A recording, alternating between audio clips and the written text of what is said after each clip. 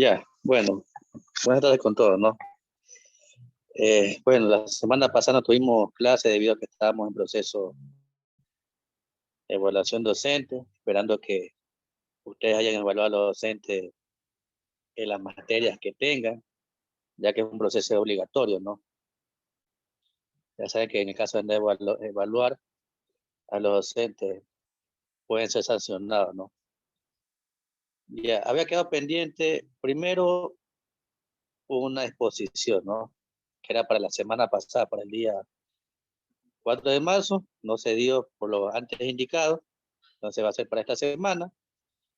Esta exposición voy a dejarla para el día de mañana, que son 2 horas, ¿no? Son 4 grupos, me imagino que ya deben estar listos, porque ha pasado un buen tiempo. Entonces el día de mañana exponen, y el día de hoy voy a concluir con la parte de protecciones. Creo que habíamos visto un poco del disyuntores. Me dice qué parte quedamos, el termomagnético o el diferencial. Si ya vimos los dos. ¿Me escuchan? Sí, ingeniero. No recuerdo. ¿Hasta qué parte quedamos? No recuerdo, ingeniero. Ahí a lo que va, a lo Ya, entonces, bueno, voy a hacer un breve repaso de los casos. Vamos primero con el termomagnético. Son parte de protecciones. No se olviden que las protecciones son importantes, no solamente en las instalaciones eléctricas domiciliares, sino todo sistema eléctrico. Ya que al momento de existir alguna falla, puede ser cortocircuito, sobrecarga, van a actuar y evitar que se dañen los equipos, o puede evitar accidentes contra la vida humana, ¿no? En el caso de las primeras protecciones, que son los termomagnéticos, es una protección destinada a proteger netamente los conductores de la instalación, ¿no? ¿Sí? Tiene una parte térmica y una parte magnética, por eso es su nombre, termomagnético. Siempre cuando ustedes vean en una protección que indique que es magnética, esto significa que protege contra sobrecarga, contra cortocircuito, ¿sí? La parte magnética protege contra cortocircuito y la parte térmica contra sobrecarga. Entonces, este protege contra cortocircuito y sobrecarga que pueden existir en una instalación. ¿Qué es una sobrecarga? Es un exceso de amperaje que circula por un determinado circuito, ¿sí? Todos los conductores, todos los circuitos están dimensionados para cierta cantidad de amperaje nominal. Sobrepasado este amperaje nominal, se provoca lo que se conoce el efecto Joule, que es el sobrecalentamiento de los conductores. Al aumentar el amperaje, aumenta la temperatura, provoca calor y puede llegar muchas veces a que el conductor se llegue a quemar, ¿no? Entonces, por eso hay que saberlo dimensionar, no solamente el conductor, sino también la protección. Y el cortocircuito es cuando se une por accidente la fase con el neutro. Esto también eleva el amperaje, pero de una manera exponencial en un determinado corto de tiempo, ¿no? Al momento de pasar este tipo de falla, lo que hace esta protección es abrir el circuito y evita que siga circulando el amperaje para proteger los conductores, ¿no? Aquí vemos algunos modelos, ¿no? Depende, por ejemplo, el tipo de alimentación que tengamos, puede ser monopolar, bipolar, tripolar, ¿no? Y aquí también podemos ver un poco lo que son su composición interna, ¿no?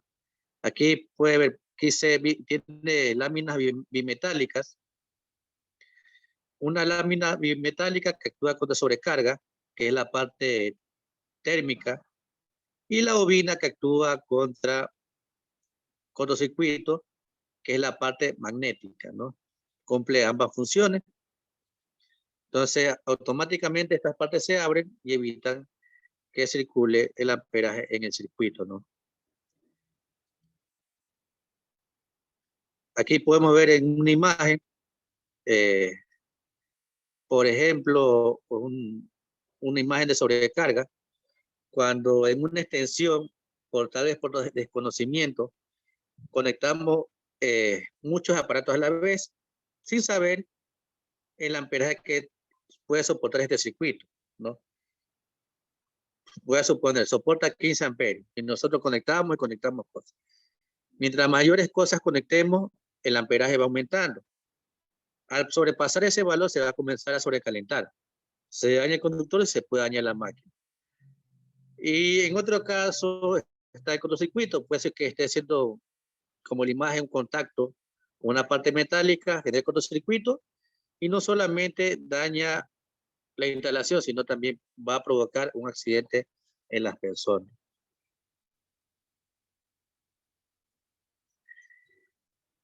Bueno, aquí están algunos modelos, ¿no? Depende lo que se necesite, ¿no? También varía el amperaje necesario. Aquí está como se ve en la parte interna, aquí si pueden ver es una imagen, un símbolo, que es el símbolo de lo que significa un termomagnético, ¿no? Aquí se observa de esta forma, ¿no? Así y así. Disculpen el dibujo, ¿no?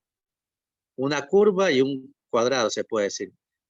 Cuando tiene como una curva es una parte magnética y un cuadrado la parte térmica.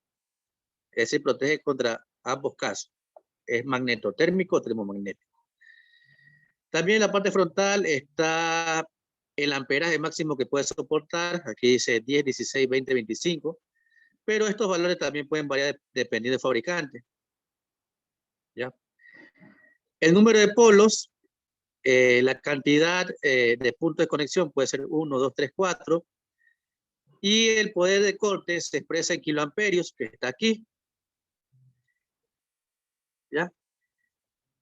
Es la cantidad de amperaje que puede soportar mi termomagnético en el caso de cortocircuito. ¿Sí?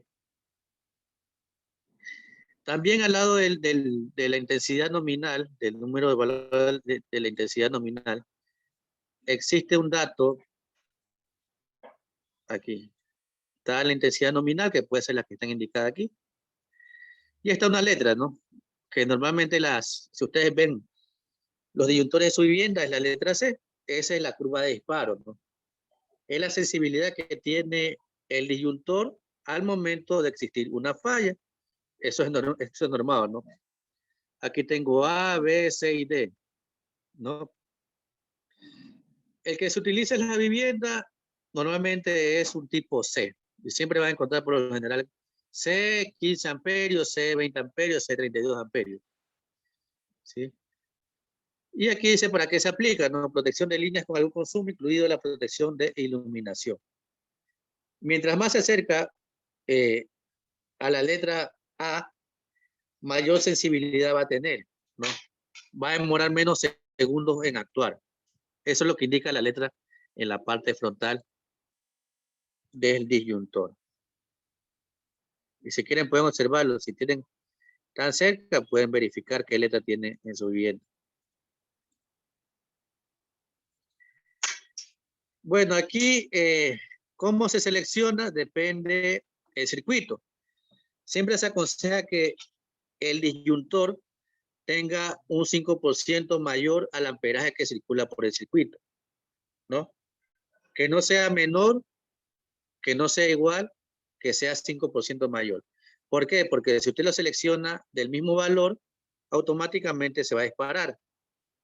Entonces, 5% mayor de sobrecarga permite que actúe cuando exista algún tipo de falla, ¿no? Aquí existen algunas ventajas. Bueno, cada disyuntor, cada circuito debe tener su propia protección. Tiene que ser independiente. Si usted tiene 5 circuitos, debe haber 5 protecciones por cada uno de los circuitos. Una protección general y luego de esa protección derivar a protecciones individuales de cada uno de los circuitos. Así sea el consumo menor, así sea el alumbrado. Bueno, ahí las marcas varían, ¿no? Existen muchas marcas, Aquí están las más conocidas, Siemens, ABB, Schneider. Existen marcas que tienen más confiabilidad, ¿no? Por el tiempo que tiene la marca. Por ejemplo, aquí en la actualidad yo sé que mucho se utiliza hasta aquí, el Beticino, ¿sí? Beticino Beto, no solamente disyuntores, sino también en cualquier tipo de elemento eléctrico, ¿no? Ese es el primero, que es el disyuntor, que cumple justamente esa función. No sé si existe alguna pregunta hasta ahí.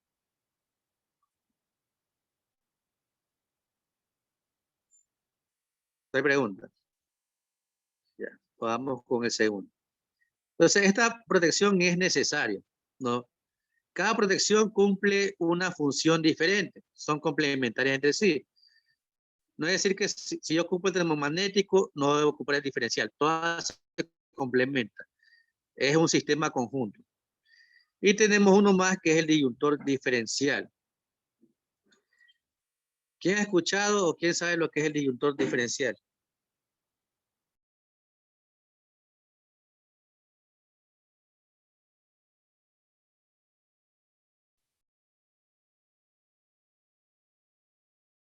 Si no, si no me equivoco, el minero es el que regula la cantidad de amperaje. Por ejemplo, si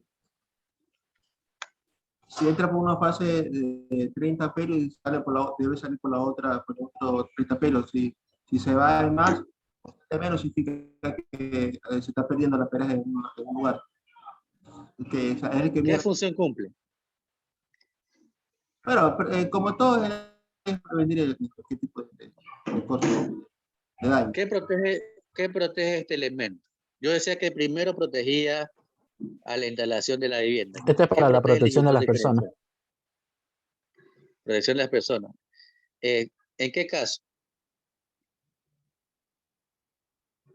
Serían algún tipo de descarga.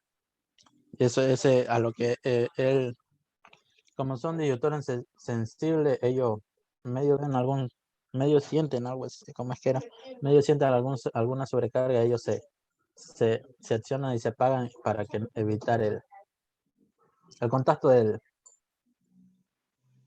la energía con la persona. Claro, este tipo de protección, como dice el compañero, protege a las personas o a la gente que vive en una vivienda, ¿no? Esta protección sensa la intensidad que entra con la que sale. En teoría debe ser la misma. Cuando existe una diferencia mayor a 30 miliamperios entre la entrada y la salida, automáticamente se va a disparar, indicando que existe alguna falla en algún punto. Puede hacer un contacto directo o contacto indirecto que puede provocar una descarga contra las personas, ¿no? Bueno, aquí dice que es sabido que gran parte de los accidentes en el caso eléctrico son fatales, que pueden provocar electrocución directa o accidentes derivados de choques eléctricos, ¿no? Las personas tienen, por su composición, la capacidad de soportar cierta cantidad de amperaje. El amperaje máximo que puede soportar es 30 miliamperios. Pasado ese valor, puede provocarle quemaduras internas, fallos cardíacos, etcétera. Entonces, cuando pase ese valor, automáticamente la protección va a dispararse para evitar daño. Entonces, netamente protege a las personas. Aquí hay una parte importante que habla del exceso de confianza, que siempre toco este tema, que el exceso de confianza puede provocar accidentes, ¿no? ¿Quién me dice de qué forma el exceso de confianza puede provocar accidentes? No tomar las debidas precauciones, las debidas medidas de seguridad. Creerse que se las saben todas. Exacto. Como ese compañero, creérselas que se las sabe todas, ¿no? Creo que todos los días aprendemos un poco más en diferentes áreas y aspectos de la vida, y así tengamos los años de experiencia necesarios, las capacitaciones necesarias. Siempre hay que estar seguro primero de lo que se va a hacer. Y, como ese compañero, tener las protecciones adecuadas para hacer ese trabajo. En el caso de instalaciones, tener los guantes adecuados, botas, elementos para trabajar, destornilladores, etcétera. De preferencia trabajar, si es posible, sin energía, en frío, ¿no? Para mayor seguridad. Dice que mucha gente trabaja con energía. Eso puede generar un exceso de confianza, ¿no? Una mala maniobra puede causar un accidente y se ha provocado. Hay mucha gente que no solamente le ha pasado accidentes leves, ¿no? Sino también accidentes que le han cambiado la vida, se le han quemaduras internas, pérdida de miembros, manos, brazos y hasta pérdidas de la vida, ¿no? Entonces, por no tomar las precauciones necesarias, muchas veces sucede eso del exceso de confianza. Como dice siempre una frase, el mejor nadador se ahoga en la orilla, ¿no? Tal vez por la confianza. Entonces, primero seguro lo que se va a hacer y tener los materiales y las condiciones adecuadas para hacerlo. Si no se cumplen esos parámetros, es preferible tomarse el tiempo hasta que se cumpla para trabajar, ¿no? Yo tuve la oportunidad de ver a varios compañeros de diferentes oportunidades por este mismo tema, perjudicar su vida, se le cambió la vida por completo. ¿En Por qué exceso de sentido? confianza. El más reciente, había que bajar, se quedó que apenas se bajaba la caña, la vela de una distancia determinada, se le llamaba para que ya subiéramos a trabajar. Estamos trabajando en línea media, en construcción.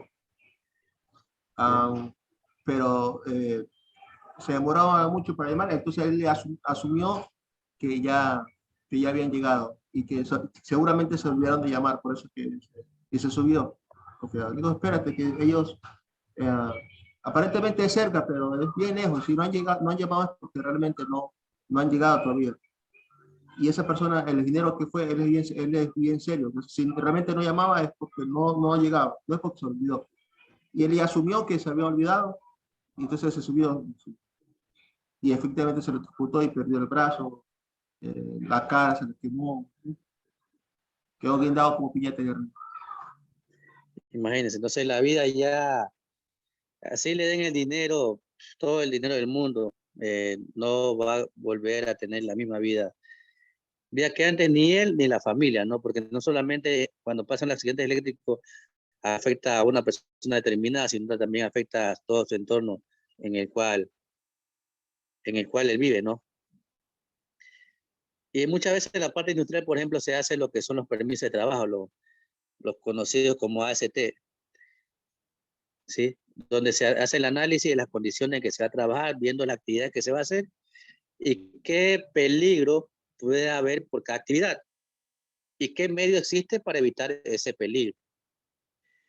Entonces se hace la junta interna con la persona encargada de la seguridad, indicar, ¿sabes qué? Se va a estar esta actividad, qué peligros existentes existen, cómo podemos evitarlo. Entonces todos deben conocer la actividad que se hace de trabajar. Cuando se hacen trabajos, también en la parte pública, por proyectos, siempre se hace trabajo con 2 personas, así sea el trabajo más sencillo, ¿sí? Si sea el trabajo más sencillo, siempre se hace 2 personas, porque uno tiene que estar pendiente de la actividad que está haciendo el otro cuando exista algún tipo de accidente, ¿no? Esto hay que tomar mucho en cuenta, ¿no? Entonces aquí habla, para que lean más adelante, detalle el umbral de percepción ante determinados amperajes, ¿no? Hasta el grado que se puede soportar, ¿no? Mientras mayor sea el amperaje que se perciba, mayor va a ser la afectación que puede provocársele a la persona. Entonces, este tipo de protecciones protege contra 2 casos, contactos directos, ¿sí? Y contra contactos indirectos. Aquí dice contactos indirectos contra cuando se está haciendo trabajo con elementos que están activos, están energizados. Esto se debe evitar y es posible desconectando la alimentación principal para trabajar en frío, ¿no? Y contactos indirectos, que es muy común, En el caso con elementos o piezas que son conductoras, que están inactivos. ¿Sí? Entonces hay que verificar la instalación muchas veces cuando se hace la instalación en una vivienda, un conductor está haciendo contacto con la caja metálica en los cajetines, y esto va a provocar un contacto indirecto que puede dañar a la persona. Aquí eso es lo que les indicaba antes, ¿no? Cuando supera el margen, en sí es 30 miliamperios, todos son 30 miliamperios, el disyuntor automáticamente actúa y abre el circuito y evita que todo lo que esté debajo del disyuntor diferencial se desactive. Entonces, antes de colocar los termomagnéticos, debe ir un diferencial para que proteja todo lo que esté por debajo de él, ¿no? Aquí no.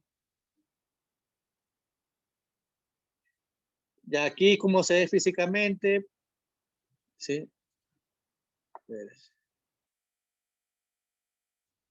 Y aquí vemos la simbología. La simbología también puede variar un poco dependiendo de la normativa. Existe un botón de test, un botón de prueba que lo aconsejable es utilizarlo para verificar el funcionamiento periódicamente cada bimestre, ¿no? Para ver si está funcionando de buena manera, ¿no? Porque la función de la protección solamente es al momento de existir una falla. Puede ser que su vivienda nunca haya problema y nunca va a actuar la protección. Eso sería lo ideal, ¿no? Pero al momento de existir una falla o al momento de que exista la necesidad de darle mantenimiento en la instalación, hay que activarlo. Por lo cual también es necesario, cuando se hace la instalación o el montaje de los centros de carga o centros de distribución, colocarle a cada disyuntor a qué circuito derivado pertenece. Por ejemplo, tengo 5 circuitos. El circuito 1 en la caja, si tienen con etiquetadora, colocan C1, circuito de iluminación de tal área, circuito 2 de los cuartos, del patio, la cocina. ¿Sí?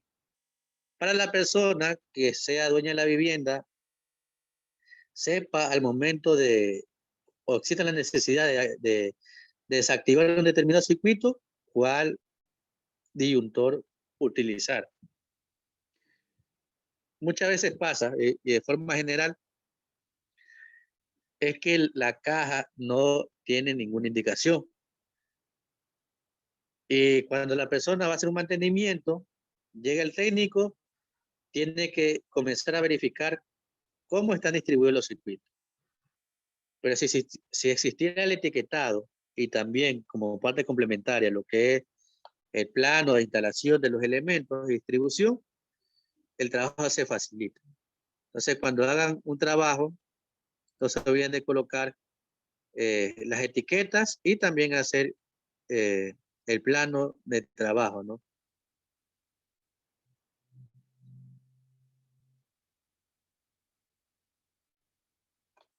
Bueno, aquí dice norma 1, pues esta norma varía, depende del país, ¿no? Esta norma 1 es española y depende del fabricante y el país va a variar. Comité técnico, bueno. Ya, eso es lo que tiene que ver con disyuntores diferenciales. Creo que ya vieron los videos. Y existe un video más para que lo vean ustedes en su tiempo libre. Es